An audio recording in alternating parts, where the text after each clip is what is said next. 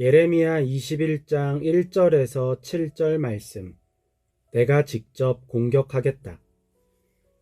오늘 본문은 예레미야를 회유하려는 시드기야 왕을 향한 하나님의 경고입니다. 성전 총감독 임멜의 아들 바스훌의 경고에도 불구하고 예레미야는 멈추지 않았습니다. 결국 예레미야에 관한 보고가 시드기야 왕에게까지 들어갔습니다. 시드기야는 말기야의 아들 바스훌, 이 바스훌은 성전 총감독 임멜의 아들 바스훌과 다른 인물로서 왕실의 관리입니다. 그리고 제2제사장이라고 불리던 마아세야의 아들 스바냐 제사장을 예레미야에게 보내서 예레미야를 회유하려 했습니다. 그들이 예레미야를 회유한 내용은 이것입니다. 제발 우리가 멸망하지 않도록 주님께 간절히 기도하여 주십시오. 예전에 많은 기적을 베푸신 것처럼 우리에게도 기적을 베풀어 주십시오. 이들이 말한 기적은 아마도 BC 722년 북이스라엘을 멸망시킨 아수르가 남유다까지 공격했을 때 일어난 기적을 말하는 것인지 모릅니다. 당시 아수르는 예루살렘을 제외한 남유다 대부분의 지역을 점령했습니다. 그리고 18만 5천 명의 군대를 보내 예루살렘을 둘러쌌습니다. 당시 왕이었던 히스기야는 선지자 이사야에게 도움을 청했고 이사야가 전해준 하나님의 말씀을 듣고 성전에 들어가 하나님께 도움을 구하는 기도를 드렸습니다. 히스기야의 기도를 들으신 하나님께서는 다윗의 왕위를 영원히 세워주시겠다는 다윗과의 약속을 위하여 남유다를 도와주십니다. 하나님께서 남유다의 편을 들으시니 그날 밤 18만 5천 명의 군인이 모두 죽었습니다. 성경은 여호와의 사자가 아수르 군대를 쳤다고 기록합니다. 흥미로운 것은 역사가들의 기록입니다. 영국의 저널리스트 폴 존스는 그의 책 유대인의 역사에서 헤로도토스의 책 역사를 인용하면서 이 사건을 쥐들이 전염시킨 패스트라고 기록합니다. 역사가 요세푸스도 헤로도토스의 책 역사를 인용하면서 자신의 책 유대 고대사에서 하룻밤에 수많은 쥐떼가 나타나 아수르군의 활과 그 밖의 무기를 갈기갈기 쪼아놓았다 라고 기록했습니다. 요세푸스는 랍사게가 이끄는 그의 부대가 전염병으로 인해 큰 어려움에 직면해 있는 것을 보았다. 왜냐하면 신께서 그의 군대에 무서운 전염병을 내리셔서 성을 공격하는 첫날 밤에 18만 5천 명이나 되는 병사들이 죽었기 때문이다 라고 기록합니다. 어떻게 하룻밤 사이에 18만 5천 명의 군인들이 일제히 죽었는지 알 수 없습니다. 분명한 것은 이 사건이 초월적인 힘에 의한 사건이라는 것입니다. 시드기야는 이 사건을 기억하고 있었습니다.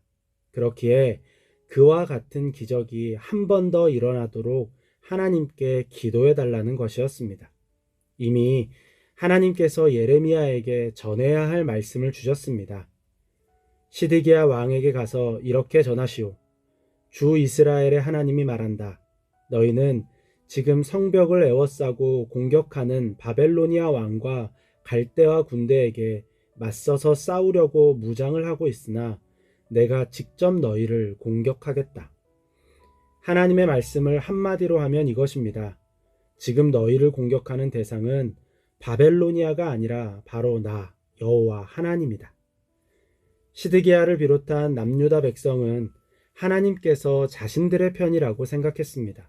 그렇기에 적군인 바벨로니아의 공격을 막기 위해 하나님께 도움을 구한 것입니다.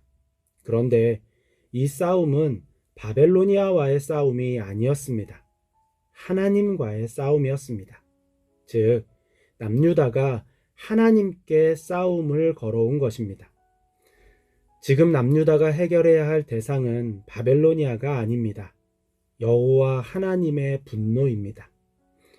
이 분노, 이 노여움, 이 우화를 참을 수가 없어서 내가 팔을 들고 나의 손과 강한 팔로 너희를 치고 무서운 연병에 걸려 몰살할 것이다. 지금 남유다는 싸움의 대상이 누구인지 착각하고 있었습니다. 그러니 해결책을 찾을 수 없었던 것입니다. 하나님께서 분명히 알려주셨습니다. 지금 남유다가 싸우는 대상은 여호와 하나님이다. 그야말로 절망적입니다. 도무지 이길 수 없는 대상이기 때문입니다.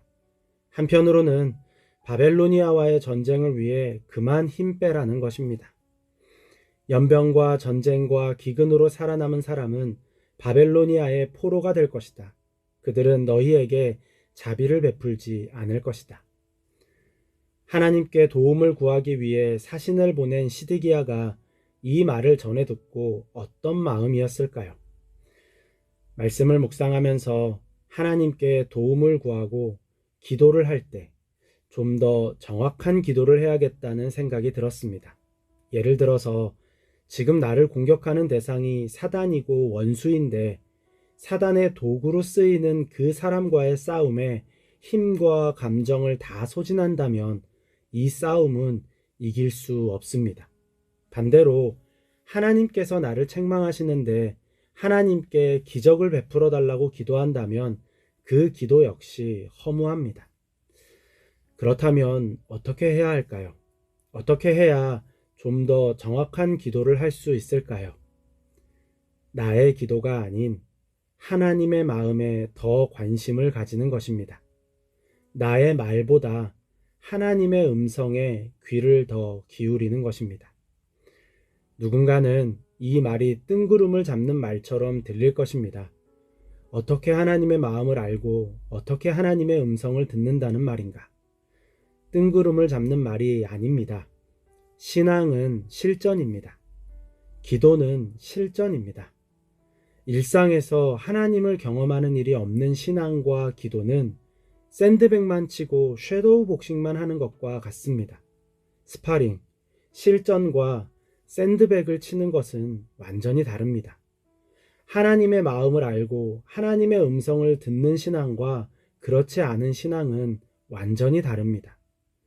여러분의 일상에서 하나님의 실제를 만나시기 바랍니다. 그래야 하나님과 온전히 동행할 수 있습니다.